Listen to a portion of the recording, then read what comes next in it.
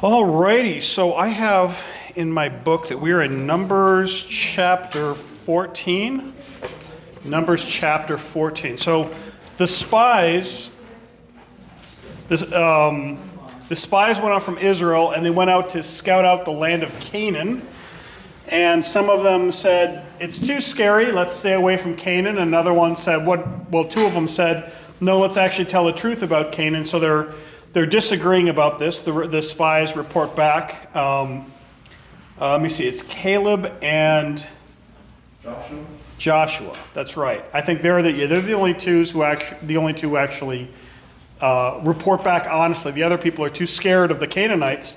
Well, all the other Hittites, all the ites, the Amalekites, Hittites, Jebusites, Amorites, Canaanites, etc., etc.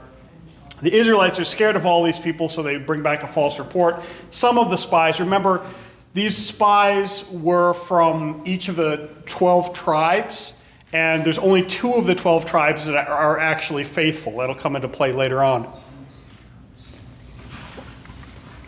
But these spies basically are representatives of the tribes. All right, so Numbers 14. Then all the congregation raised a loud cry, and the people wept at night. And all the people of Israel grumbled against Moses and Aaron. The whole congregation said to them, would that we had died in the land of Egypt. This is like a rephrase. Or what is that? The refrain? Rephrase?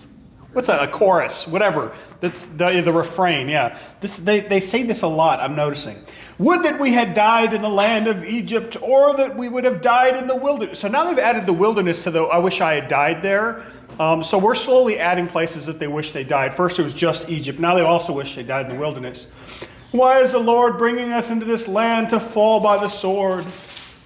Our wives and our little ones will become prey. Would it not be better for us to go back to Egypt? And they said to one another, let us choose a leader and go back to Egypt. Now you would think, you would think that they have learned their lesson from this. I mean, this is repeated a few times. Remember already when they were saying, oh, we're starving. When we were in Egypt, we had food every day, and they didn't treat us too badly. I mean, when they were in Egypt, they were complaining, like, God, why haven't you delivered us? Then when God gave them food, they said, oh, but when we were in Egypt, we had meat too.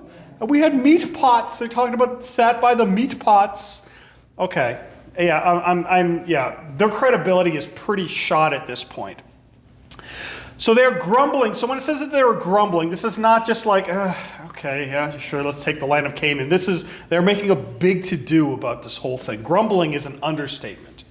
Verse 5, then Moses and Aaron fell on their faces before the assembly of the congregation, the people of Israel, and Joshua the son of Nun and Caleb the son of Jephunneh, who were among those who had spied out the land. They tore their clothes, and they said to all the congregation of the people of Israel, the land which we passed through to spy it out is an exceedingly good land. If the Lord delights in us, he will bring us into this land and give us a land that flows with milk and honey. Oh, do not rebel against the Lord. Do not fear the people of this land, for they are bread for us. Their protection is removed from them, and the Lord is with us. Do not fear them. Then all the congregation said to stone them with stones, but the glory of the Lord appeared in the tent of meeting the people of Israel. So Caleb and Joshua are being the only faithful spies. Remember, they spied out the land, and it was good. Yes, there were the Canaanites and the Amalekites and the Amorites and all these other people in the land. But God has already taken care of the Egyptians. God is going to continue to take care of all the enemies of Israel. Caleb and Joshua understand it. Moses and Aaron, interestingly enough, they're kind of scared. They seem like they're scared of the people, the Israelites, and the 10 spies, what they had said, and the ruckus that is being raised. But Caleb and Joshua, they remain faithful. They say the truth about what had happened. Verse 11, the Lord said to Moses, how long will this people despise me, and how long will they not believe in me in spite of all the signs I have done among them? I will strike them with the pestilence and disinherit them, and I will make you a nation greater and mightier than they. So this is, again, God saying, you know what they really deserve right now? You know what they really have coming to them? I should kill them all, and I'm just going to, Moses, you and Aaron and your descendants, forget Abraham and his descendants. I'm going to make a great nation out of Moses, because this group, this family, these people are they're awful. They're truly, truly awful. Now, God is saying this to Moses. You can see his frustration with Moses, and you can understand why he has it. But what does Moses say? Verse 11. But Moses said to the Lord, then the Egyptians will hear of it, for you brought up this people out of from your might among them. And they will tell the inhabitants of the land, they have heard from you, O Lord, that you are in the midst of the people. For you, O Lord, are seen face to face, and your cloud stands over them. And you go before them, a pillar of cloud by day and a pillar of fire by night. Now, if you kill this people as one man, then the nations who have heard your fame will say, it is because the Lord was not able to bring this people into the land that he swore to give to them, and he has killed them in the wilderness. Now please, let the power of the Lord be great as you have promised, saying, the Lord is slow to anger and abounding in steadfast love, forgiving the iniquity and the transgression. But he will by no means clear the guilty, visiting the iniquity of the fathers of the children to the third and fourth generations.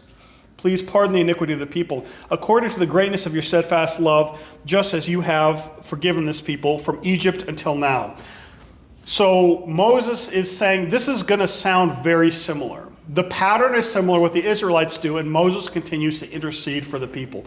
This is one of the functions of the priest or the high priest. This is the person who intercedes on behalf of the people to God. So this is later on when the temple is established, they were offering sacrifices up to God. God, please forgive these people. So this is something that Moses is able to talk directly to God and to ask for mercy, to ask for grace from God. And he's able to do this because Moses is a priest here. He's functioning as a priest. In the readings that we have today, God talks about, for the readings we have today for the service, God talks about making a holy priesthood, a nation of holy priests, basically.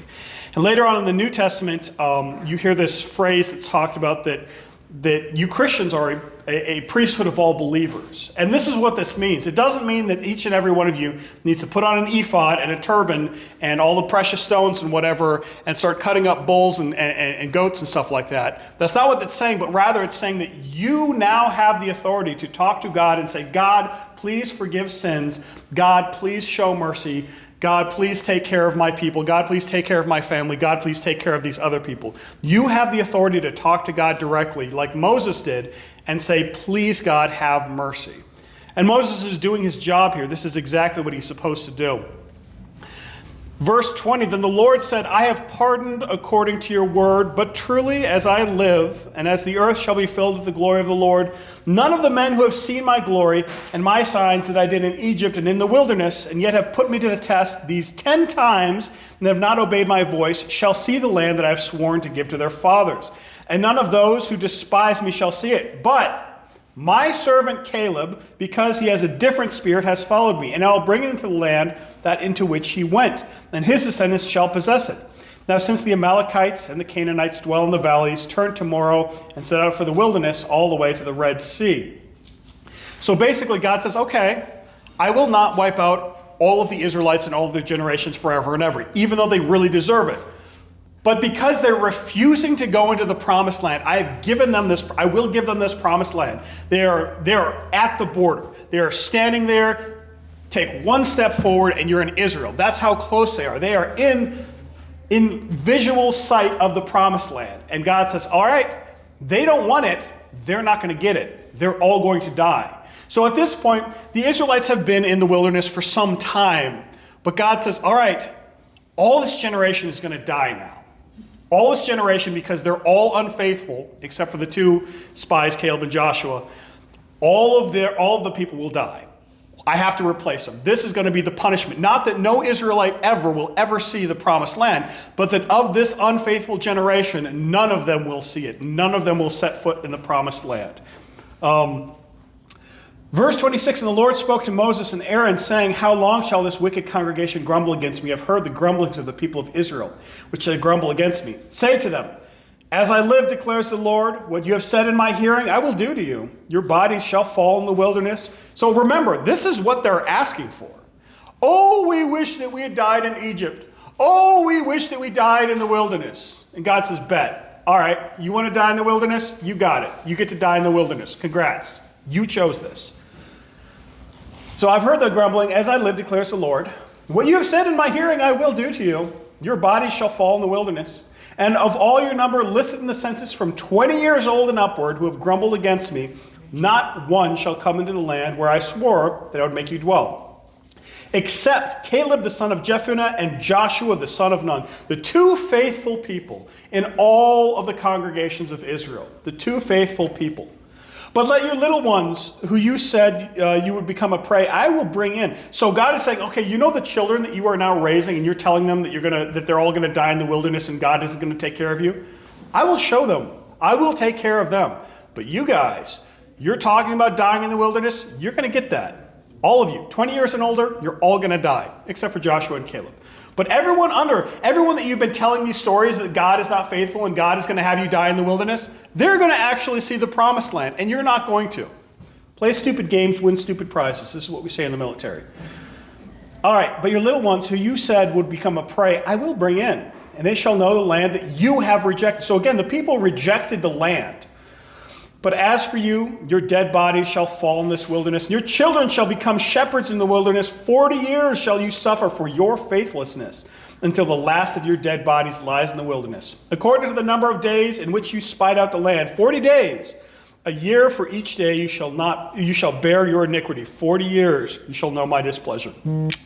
So this is not a random period of time that they're spending in the wilderness. They spent 40 days scouting out the promised land. They're going to spend 1 year for every day dying in the wilderness. I, the Lord, have spoken. Surely this I will do, and all the wicked congregation who have gathered against me in the wilderness, they shall come to a full end, and there they shall die. And the men whom Moses sent to spy out the land, who returned and made all the congregation grumble against him by bringing a bad report about the land, the men who brought up a bad report of the land died by plague before the Lord. So they didn't even get to make it the 40 years. The ones who specifically lied about the promised land and tried to convince everyone it was a horrible place not to go in it, they die on the spot. They all get stricken with a disease and they die. Of those men who went out to spy the land, only Joshua, the son of Nun, and Caleb, the son of Jephunneh, remained alive. All right. So at this point, they're going to turn away from the promised land. They're at the border of the promised land. God says, nope, you're not going in there. You're going to turn away. You're going to go back in the wilderness, and I'm going to make you wander for 40 years. Verse 39. When Moses told these words to the people of Israel, the people mourned greatly, and they rose early in the morning and went up to the heights of the hill country, saying, here we are, we will go up to the place the Lord has promised, for we have sinned. But Moses said, why now are you transgressing the command of the Lord, when that will not succeed? Do not go up, for the Lord is not among you, lest you be struck down by your enemies. For there the Amalekites and the Canaanites are facing you. You shall fall by the sword. Because you have turned back and followed the Lord will not be with you. But they presumed to go up to the heights of the hill country, although neither the Ark of the Covenant nor Moses, nor the Lord, the Ark of the Covenant of the Lord nor Moses departed out of the camp. Then the Amalekites and the Canaanites who lived in that country came down and defeated them and pursued them even to Hormah. All right, so the Israelites, they come to this country. They come to the promised land. The spies come in, they come out. They say, okay, the promised land is bad. Everybody except for Joshua and Caleb.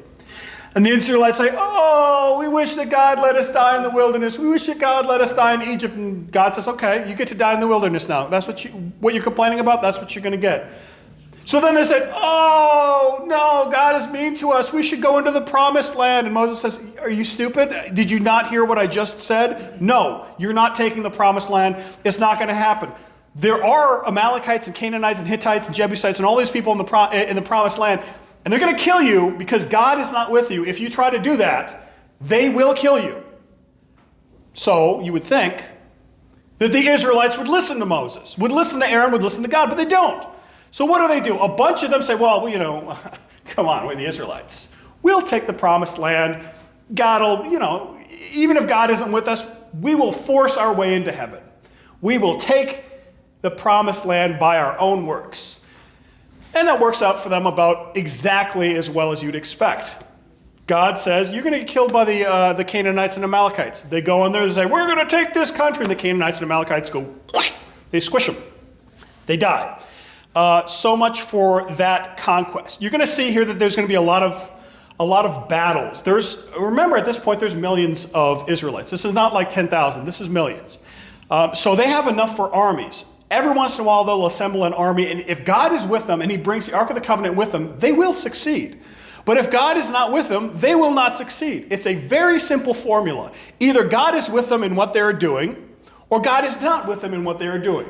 In the first case, they succeed every single time. In the second case, they fail every single time. You would think that they would learn this. Chapter 15.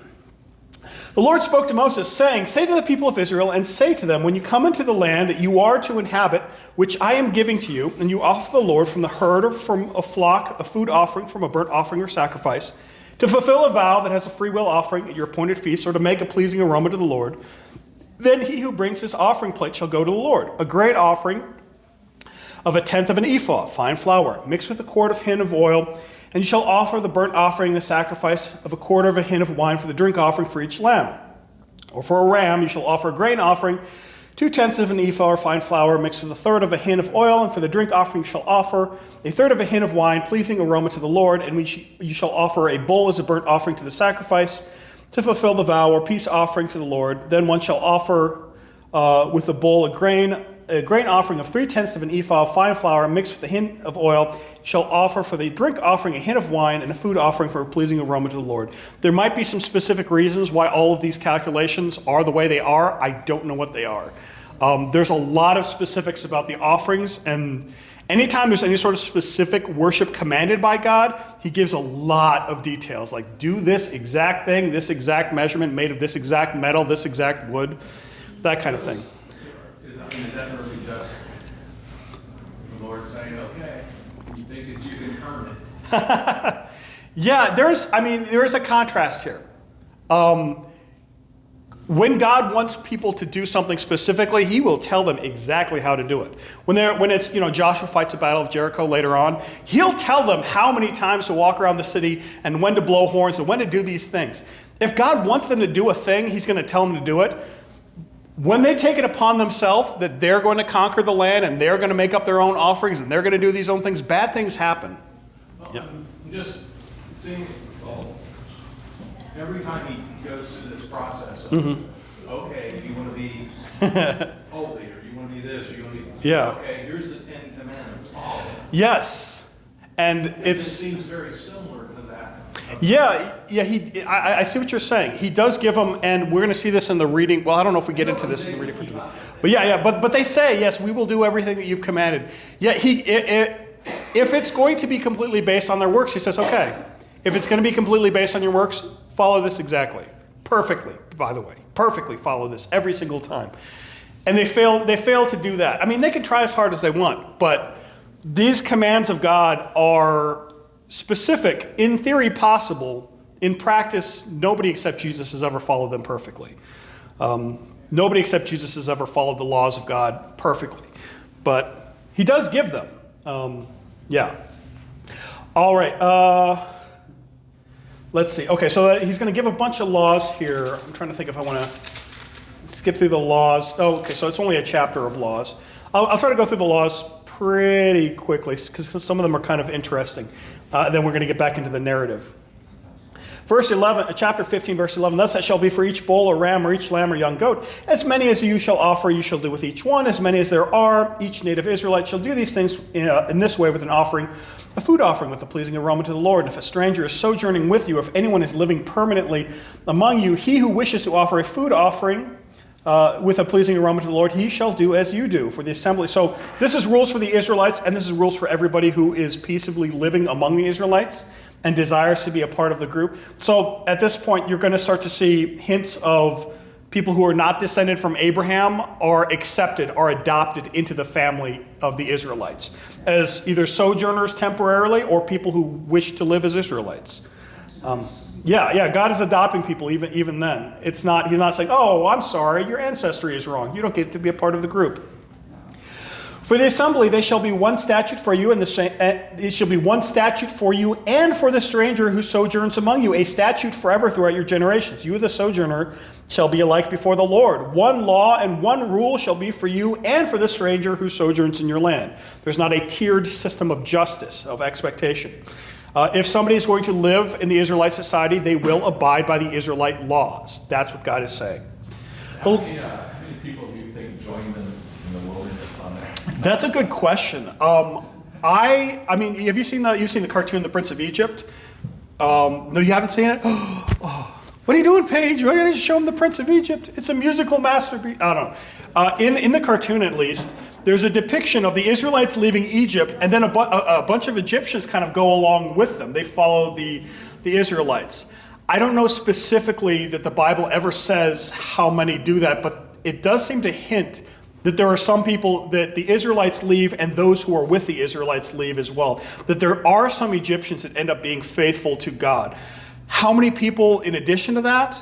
That's hard to say, but you do see that the Israelites are in the wilderness, but they do keep interacting with groups around them. So it's not like they're isolated. There are groups that come around them, and the fact that there's constantly laws about sojourners means that this is probably a normal enough thing that it's like a nation. Well, it is literally a nation traveling around. And then every once in a while, people will visit the nation, and some people will stay, and some people will visit for a time and leave. So I don't know. That's kind of hard. I would say probably, almost certainly it's a majority of them are the descendants of Abraham still. But it must have been for what Yeah. they saw God doing with the people, right? Because it couldn't have been the Israelites themselves. No, yeah, it's not that the Israelites are going out and evangelizing and bringing other people in, but you would think that when other people see, the parting of the Red Sea, the pillar of fire, the pillar of smoke, I mean, the way that Moses talks to God, he talks about the fame of God. So this is well known. It's not like, oh, there's a group out there and maybe they exist and maybe they don't. They're called the Israelites.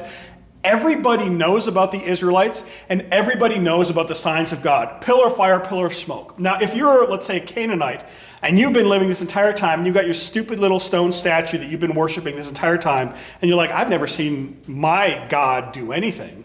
Meanwhile, these Israelites, like, I can see it from here. There's a pillar of fire. I would be an idiot not to follow this. So, other than it's just going. Yeah, I mean, it's going to go in circles, but I mean, it's a big area where they go, but yeah, they do kind of meander around quite a bit. For 40 years. For 40 years, yeah. So 40 years of a traveling band, a traveling nation who always has food, always has water. There's all of these stories about these miraculous things. Miraculously, they have quail every day. Miraculously, they have manna every day. Miraculously, there's a stone that follows them through the wilderness that constantly pours out water. Miraculously, before them, there's a pillar of fire and a pillar of smoke, and it hovers over a tent that they set up, and then they take down whenever the smoke.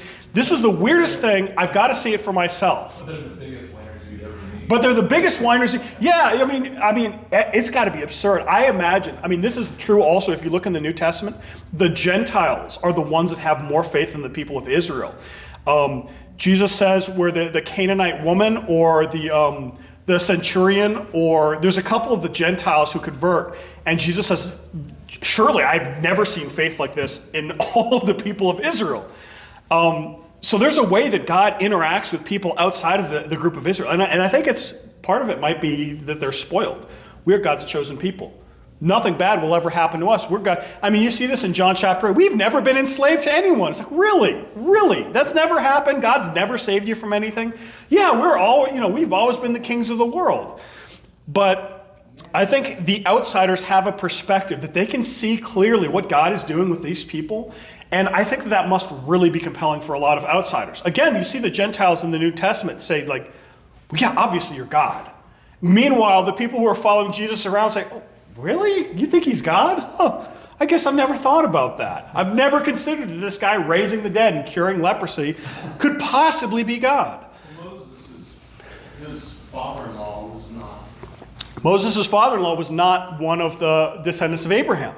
And he ends up, so a couple chapters earlier, Jethro and his family, they're going to say, well, we're going to go back in our own way. And Moses says, no, please come with us. And I believe it says that basically their family comes with them. So, yeah, so the Israelites are going around and others are kind of joining the band of Israelites. And I wouldn't be surprised if many of these other people end up being the most faithful of all the Israelites. Now, what I'm curious about, and I don't know that this answers, so you've got this curse, the 40-year curse on the descendants, the 12 tribes. 10 of the 12 tribes had spies who lied to them. So all of the people who rebelled against God, all the tribes that rebelled against God, they die in the wilderness, everyone 20 years and older. But what about the sojourners? What about the Egyptian who comes in and joins the Israelites and is not one of the 12 tribes? Would they die in the wilderness?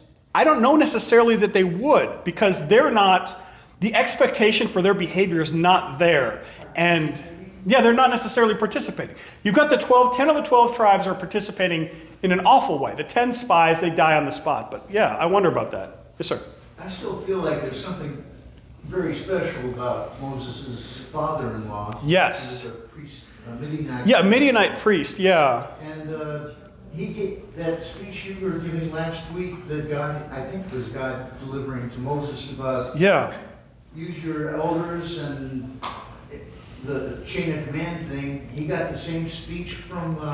Yeah, well, Jethro says the same thing to him, yeah. So Jethro also Jethro's got some wisdom. Jethro's not an idiot. You know, Jethro and the Beverly Hillbillies, that's the first place my mind goes to. But it's so funny that this is a pattern in the Old and the New Testament, is a lot of times you'll have the people who ought to know better are the ones who are just stepping in at the worst, who are making the worst mistakes. Peter's drowning, or you know, Jonah's misbehaving, or something like that. They're making the worst mistakes, and then it's the outsider who comes in and states the obvious. One of my favorite examples is, and we're going to get to it at some point, Balaam and his donkey. And Balaam, I mean, he's not a good guy. He's a prophet for profit. He gets paid to bless and to curse people. But he should know better. Meanwhile, the donkey's like, are you stupid? Do you not see what's plainly in front of you? I can't go forward. The angel of the Lord is in front of me. Are you dumb? It's an outsider. It's people who God has given this knowledge. In some way, I think it's God is shaming and humbling his chosen people. He's saying, you see how this person who's not even a member of the tribe acts? You can't even act that well. Look at this Gentile. Look at the faith of this Gentile. You ought to know better. You're a child of God already. They figured out what you have been denying for years. But yeah. So let's keep going. And Jethro falls into that category, I think, as well, where he's kind of an outsider, and God uses him to give him give Moses some serious wisdom that he really should have figured out on his own. But yeah. Verse 11, so I went through that. Verse 17, then the Lord spoke to Moses, saying, speak to the people of Israel and say to them, when you come into the land which I bring you, when you eat of the bread of the land, you shall present a contribution to the Lord. The first of your dough you shall present as a loaf of a contribution, like a contribution from the threshing floor. You shall present it, some of the first of your dough you shall give to the Lord as a contribution through your generations. Verse 22, but if you sin unintentionally and do not observe these commandments that the Lord has spoken to Moses, all that the Lord has commanded you by Moses, from that day the Lord will give commandment and onward throughout your generations. Then if it was done unintentionally without the knowledge of the congregation, all the congregation shall offer one bull from the herd of burnt offering, a pleasing aroma to the Lord, with its grain offering and its drink offering, according to the rule. One male goat as a sin offering. The priest shall make atonement for all the congregation, the people of Israel, and they shall be forgiven because it was a mistake, and they have brought an offering, a food offering to the Lord. Their sin shall be an offering to the Lord for their mistake. And all the congregation of the people of Israel shall be forgiven, and the stranger who sojourns among them, because of the whole population was involved in the mistake. So if you sin unintentionally, it's still a sin. And when you realize it's a sin, you still have to repent of the sin. And God is going to forgive you, is what's being said here. Verse 27, if one person sins unintentionally, he shall offer a female goat or a year-old for a sin offering. The priest shall make atonement before the Lord for the person who makes the mistake. When he sins unintentionally, to make an atonement for him, he shall be forgiven. You shall have one law for him who does anything unintentionally, for him who is native among the people of Israel, for the stranger who sojourns among them. But the person who does anything with a high hand, whether he is a native or a sojourner, reviles the Lord, and that person shall be cut off from among his people, because he has despised the word of the Lord and broken his commandment. That person shall be utterly cut off. His iniquity shall be upon him. What was that? What is a high hand? A high hand kind of means like with pride. So it's funny. Hey, what month are we in? We're in Pride Month. The person who intentionally says, yeah, I know this is a sin. I know this is a horrible sin, and I don't care. I'm going to do it anyway. I don't care what God says. I am going to do this. I'm going to do this thing. So it means like haughtily, or again, with pride. Yes, ma'am. Because they got a male goat? I'm not sure what you're asking. It's talking about the sin. So, I mean, it's more of the difference between, this is between kind of an unintentional sin, something that you repent of. This is the difference between kind of being sorry for something and being proud of something. Sinning intentionally, knowing that you're sinning, being proud of it, you don't get to be a part of the group anymore. One gave a male. Oh. One gave a female. Yeah, I'm not sure what the details are for this. There's different things, and there's also kind of flower offerings and bowls, and there's all kinds of details there that I haven't parsed out. Yes, sir? I was paging through Facebook, but I think they were baseball players. Yeah. They have to wear these pride hats. Oh, yeah. And in ink, you can see that they've put the verse of the Bible that Yes. says what What the Bible says, yeah. rainbow actually is a promise. Yeah, I saw one of the, I forget who it was. There was one guy in particular. It might have been more than one who did that. Yeah. So they're following the orders, but they're Right. making their point. Right. This was a question that came up when I was going to be a chaplain, or when I was a chaplain, is there were some presentations that we were supposed to give at some point.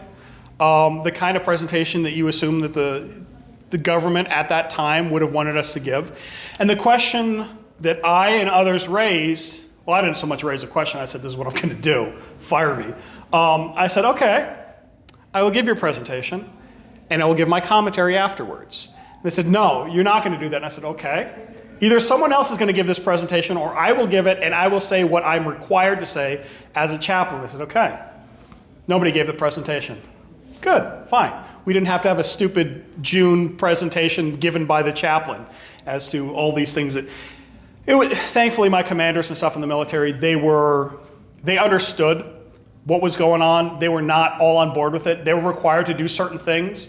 They would follow the letter of the law and not the spirit of the law in that case. It would say, I'm commanded to give you this PowerPoint presentation. Here are the slides. Got it? Okay, we're done. We've done it.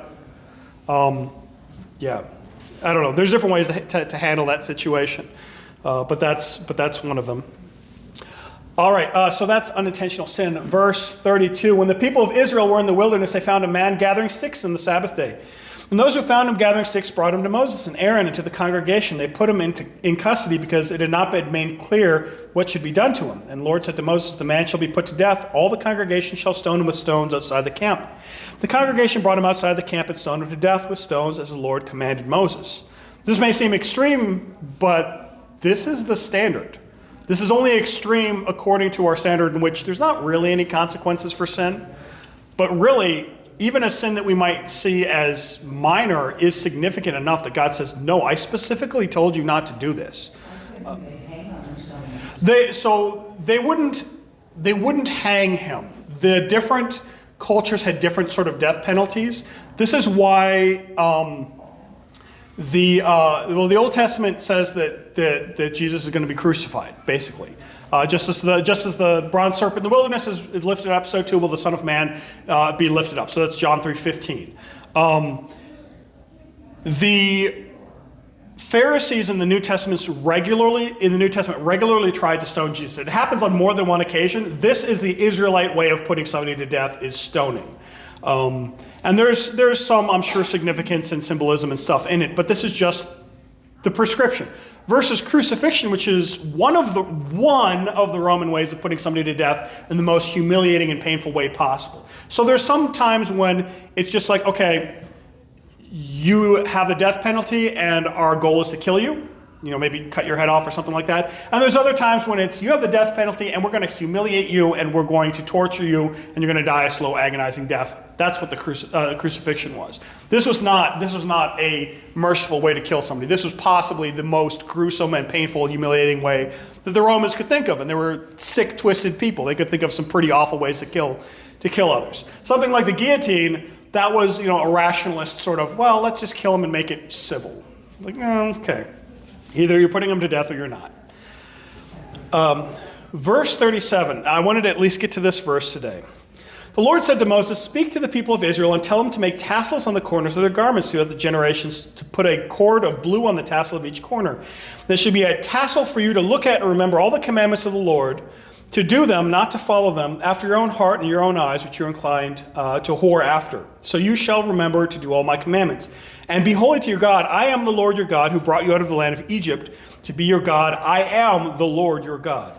So this is one of the things that people are going to wear. You're going to see later on that they're going to have special ways that they have to cut their hair, their beards, special ways they have to dress. But this tassels on the garments is going to be one of the indicators of this is a person set apart by God. You're going to look weird. You're going to look different. God is doing this on purpose because you're not like everybody else. You're going to be different than everybody else, and by golly, you're going to look different than everybody. You're going to act different. You're going to wash your hands in different ways. You're going to wear different clothes, and so help you, if you're caught and you don't have your clothes on, people are still going to be able to visibly tell that you're an Israelite. God does this on purpose. He is setting his people apart. Now, these tassels on the garment, these come up later.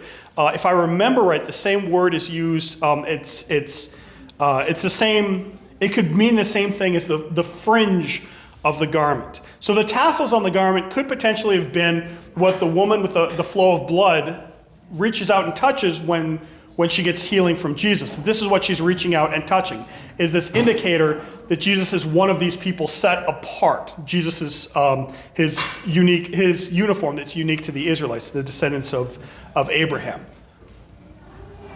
You'll see also you've heard the phrase, he has healing in his wings. You've heard this phrase, I forget if that's a psalm or where that's from, but the same word that's used for that is the same word that's used for the tassels, is the same word that's used for the fringe of the garment, the hem of the garment. The way we have it translated, it looks like it's the bottom of the robe. It's just kind of the bottom seam of the robe. That's not what the word means. It's something specific that is at the end of the robe, and it could very well be the tassels. So when we talk about that he has healing in his wings, that he has healing in the fringes of his garment, that's literally true for the woman who's healed of the flow of blood. She believes this, and she reaches out and touches the very extremity of the clothing of Jesus. And even by that most distant connection to Jesus, she's completely healed with this flow of blood. She understood this perfectly well, whereas the people around Jesus just didn't get it. They didn't realize how much he was God, how much he had love and healing. It's in Malachi. Is it Malachi? Malachi? What did you see? Do you have it there? It didn't take me directly to Oh, it didn't take you to it? We're looking up the Here we go. yes. But unto you that fear my name shall be the Son, S-U-N. Yeah. Sounds weird. Of righteousness arise with healing in his wings, and ye shall go forth and grow up as calves from the stall. Yes, bless you. So this concept of healing in his wings, healing in the fringes, healing in the tassels of his garments. It's the outermost, it doesn't physically do anything. It's not like it's the part of the garment that keeps you warm or anything like that. It's the most vestigial part of your clothing, which is the most vestigial part of your body. It's the outermost. And merely by touching this, the woman understands. Because she doesn't run up to Jesus and grab onto him like Jacob and say, you will bless me or I will not let you go. She knows by grazing against the most outermost part of his outermost garments, that is enough.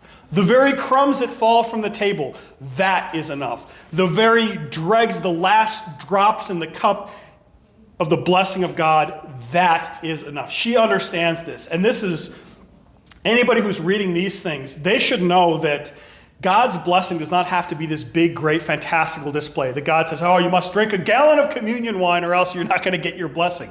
And this is why this is one of the things that we confess with these little teeny tiny pieces of bread, with these little teeny tiny cups or a sip of wine out of the chalice or whatever. You don't have to down the entire chalice to get God's blessing.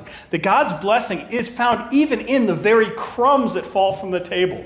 This is what the woman confesses, the Gentile. Was she a Samaritan woman? I forget where she is. She's either Samaritan or like Canaanite or something. She's not Jewish. But this is one of the most interesting passages where Jesus calls her a dog. And he doesn't do it in a nice way either. It's where she says that she wants blessing from him. And he says, it is not right that I give to you, the non-Jewish person, I give to the Gentiles the food which is reserved for the children of Israel. And she says, yes, but he says, I should not give to dogs, and it's not a nice word that he uses. I should not give to the mongrels what God has prepared for the children of Israel. And she says, yes, true, amen, I believe you. But even the mongrels eat from the scraps and the crumbs that fall from the table. And he says, everyone look at this. Everyone look at the faith of this woman. She gets it. Because I came to save the people of Israel, and through them the rest of the world. And the children have rejected the bread that they have been given and thrown it on the floor, cast it underfoot. And why should the dogs be prevented from receiving this food, this saving food as well? She gets it. She has faith. Behold the faith of this Gentile woman. She gets what the children of Israel did not understand. And again, this is a pattern that you're going to see that we've talked about a few times, but we're going to see again and again and again and again where God's people, you would think that they would understand, but they reject these wonderful, glorious gifts. And even the people who get crumbs that are left over are blessed beyond measure again and again. So with that, let's close with the doxology.